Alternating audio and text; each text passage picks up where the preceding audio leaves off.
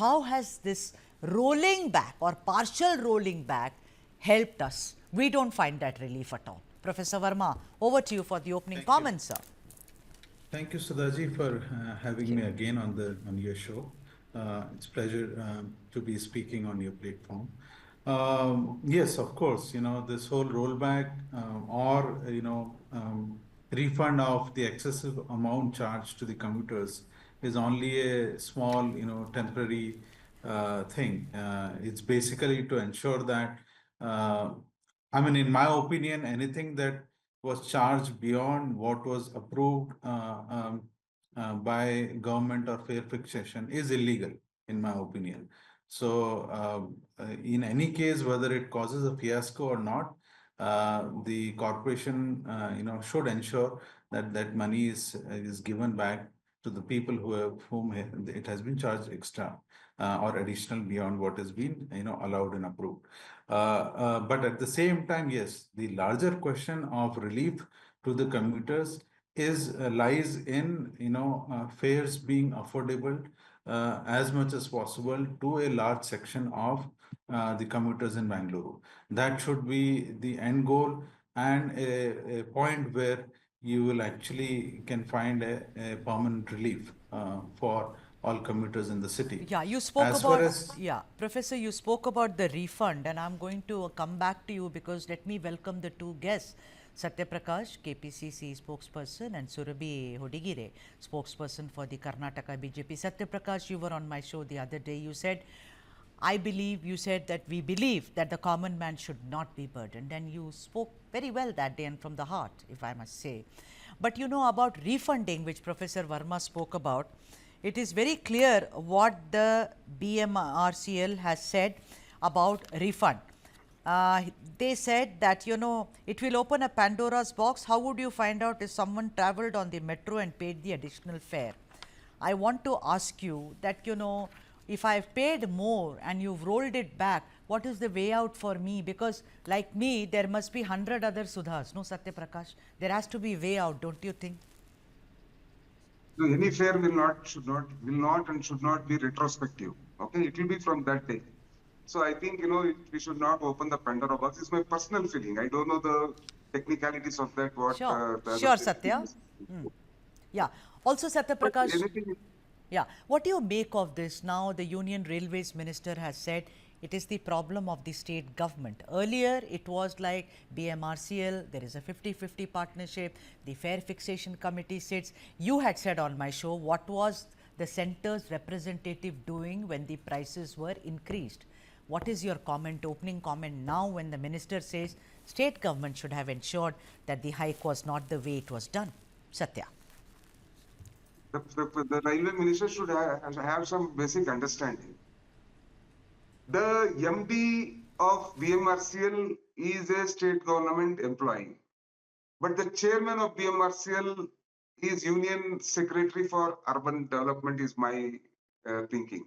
So who heads BMRCL? Who has total control on BMRCL? It's the chairman. Now the state government has not written for price fixation. It's the MD of BMRCL who will have representatives of the state as well as the center who has written, isn't it? Has Siddaramaiah written? No, the state government has nothing to do with it.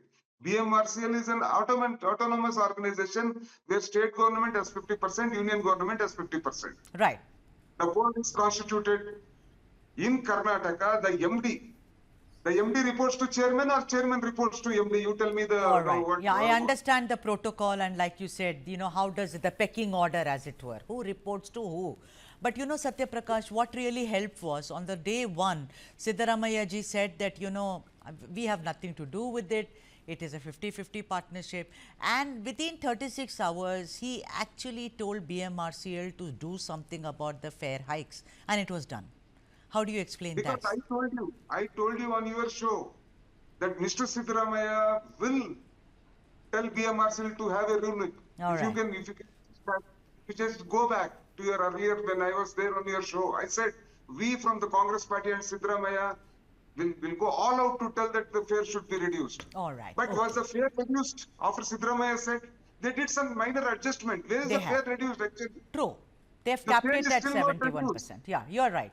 Let me. Whatever, see, Yeah. whatever was between, there was a abnormal increase between Majestic and Yeshwantpur, Huh. which was a 71% increase. Right. Those sort of things they have rectified. But where is the real price hike which they have done, which has gone up from 60 to 90 rupees, more than 25 kilometers? Where has that been reduced? All right. If, as you say, Siddaramaiah has total control on BMRCL, the Chief Minister of the state has asked them to go back, revisit the prices and come All back. Why right. haven't they Okay. done till now? All right. You tell me.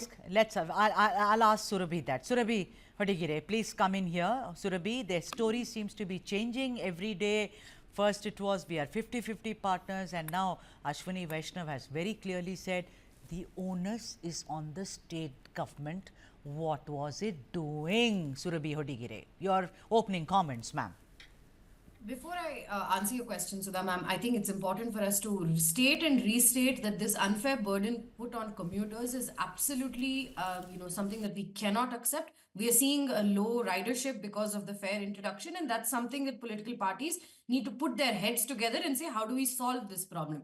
Having said that, the reason why the railway minister has very clearly stated in a press conference in Bengaluru that this is the state government's onus is because of the way that the BMRCL is structured and functioned.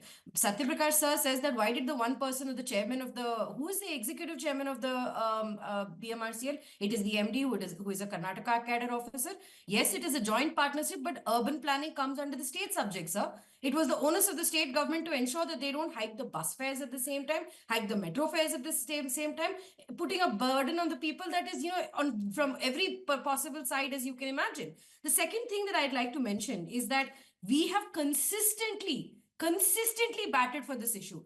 A member of parliament from Karnataka, Bengaluru, has written to the different authorities, went to the center, spoken to them, and said that look, BMRCL is planning a hike, not just any other hike, but a significant hike that we've come to know of, and we'd like for you to put a stop to this.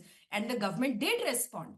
Later on, the same member of parliament has said that there was a request from BMRCL for a 9,932 crore grant to be given to BMRCL. This was put in front of the Karnataka state cabinet. Right. The cabinet decided not to give this money on December 6th. This is all on record. Sir, please do not smile today. I have to think twice whether I need to take the metro or not. That is the situation we are all in. The problem here rests with the state government because, like you rightly said, ma'am, if the chief minister can, undo the fares that were Yes. wrongly That's something which rankled. why can't we bring the fares down Okay. and compromise? All Let right. us do one thing. No, Let's wait do a one minute, thing. wait a minute. Both. I have to go to Professor Ashish Verma. He is not a politician. He is someone who is a representative of the citizens' voice. I will come to Satya once I finish with Professor Verma. We take turns and be, like that. Professor Verma. Now, the other thing is about calculating the distance between two stations, Professor. Apparently, now the distance between two stations is considered. See, the word is considered 1 kilometer. So, even if it is 3 kilometers, what is going on, Professor Verma? I mean, if you're recalibrating this entire thing and redoing it and trying to solve the technical glitch, it's about, because of all the changes made to the contentious stations, now it is that to have a fair fare, FAIR, FERE, the two stations, the distance is 1 kilometer. I can't wrap my head around this, Professor Verma. Yeah, thank you, Sudhaji. And with all, I would say I'll keep my comments totally apolitical only. Please, we all respect that, Professor Verma. We are all friends here. Yeah, come on, please. So thing is, I think whether it is state government or central government or the corporation itself, the MD and the officers, we have to keep in mind this point that why in the first place a public transport is there in the city, why the metro rail system, number metro, is there in the city is basically to solve the problem of traffic congestion by having a mass rapid transit system like metro. And it will help solve the traffic congestion problem when a good share, a maximum share of trips will happen on this public transport mode.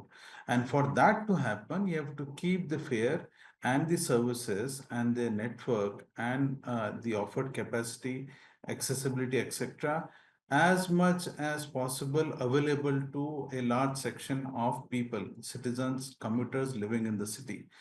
And within that, the very important element is the level of fare. So Okay. the fare fixation should not be looked at from the point of view of EPKM and CPKM only. That means what is the revenue and what is the Okay. deficit that the corporation All right. has. It has to be looked at from the point of view of at what fare level metro will be able to attract maximum people, riders, maximum ridership, so that we are able to solve traffic congestion problem. All Okay, right. so Okay. it's not really about what distance and a share of what distance you need Okay. to charge how much. And I don't think we Okay. can dissolve the central government or state government or corporation completely from this. All right. All three are responsible, but yes, I would still feel that the first onus or first responsibility is on state government. All right.